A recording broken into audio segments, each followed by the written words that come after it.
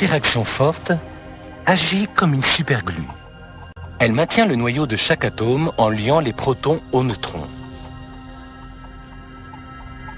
Et la seconde, l'interaction faible, permet aux neutrons de se transformer en protons tout en émettant des radiations.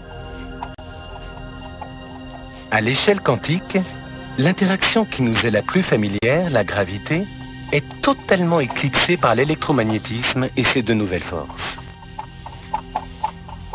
Les interactions faibles et fortes peuvent nous paraître obscures, mais il y a au moins un aspect de leur puissance dont nous sommes tous très conscients. À exactement 5h29, le matin du 16 juillet de l'année 1945, cette puissance fut révélée par un acte qui allait changer le cours de l'histoire. Au beau milieu du désert du Nouveau-Mexique, au sommet d'une tour s'élevant à peu près à, disons 30 mètres au-dessus de la pointe de ce monument, la toute première bombe atomique était activée. Cette bombe ne fait que 1,50 m de large, mais elle renferme une puissance équivalente à environ 20 000 tonnes de TNT.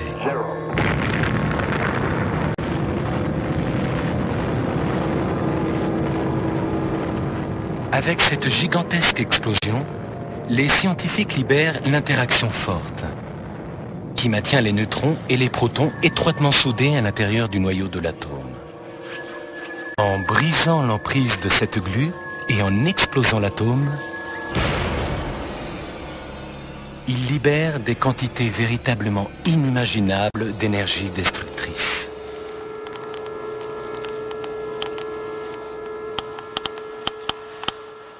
On peut encore détecter les traces de cette explosion grâce à l'autre force nucléaire, l'interaction faible, parce qu'elle est responsable de la radioactivité. Et aujourd'hui, plus de 50 ans plus tard, les niveaux de radiation par ici sont encore à peu près 10 fois supérieurs à la normale. Alors, même si comparé aux forces électromagnétiques ou bien la gravité, les forces nucléaires agissent à une échelle qui semble minuscule, leur impact sur la vie quotidienne est tout aussi considérable.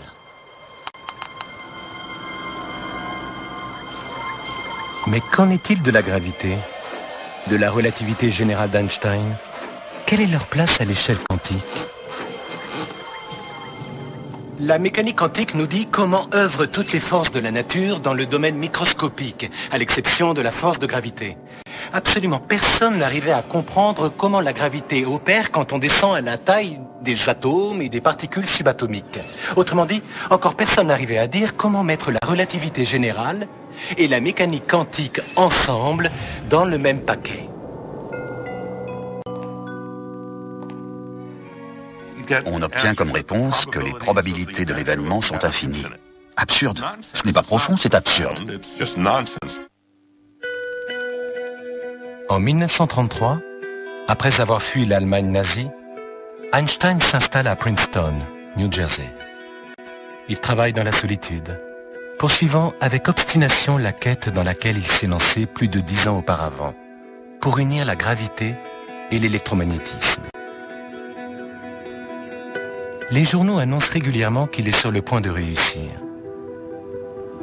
Mais la plupart de ses collègues sont persuadés qu'il fait fausse route et que son âge d'or est déjà derrière lui. Quand la communauté des physiciens théoriques commence à étudier l'atome, Einstein reste totalement en dehors. D'une certaine façon, il choisit délibérément de ne pas s'intéresser aux résultats de ses expériences. Ce qui veut dire que les lois de la mécanique quantique n'ont aucune place dans ses recherches ultérieures. On le considère comme un vieillard sympathique et hésitant qui a mené une révolution, mais s'est ensuite laissé distancer.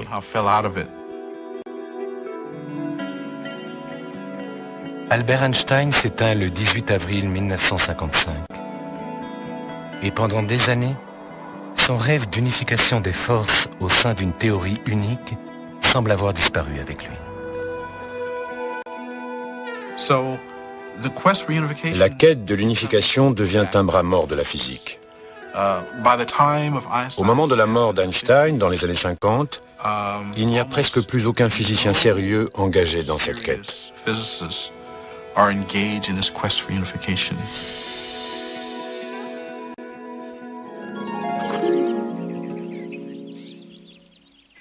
Depuis lors, la physique s'est divisée en deux camps distincts. Un qui utilise la relativité générale pour l'étude des objets lourds de l'infiniment grand, tels que les étoiles, les galaxies et l'univers dans son ensemble. Et un autre qui utilise la mécanique quantique pour l'étude d'objets infiniment petits, tels que les atomes et les particules. Je dirais que c'est comme si on avait deux familles n'arrivant pas à s'entendre sur rien et refusant de discuter. Et qui devraient vivre sur le même toit malgré tout. Et il a toujours semblé qu'on n'arrivait jamais à combiner la mécanique quantique et la relativité générale en une théorie unique qui serait susceptible de décrire l'univers à toutes les échelles.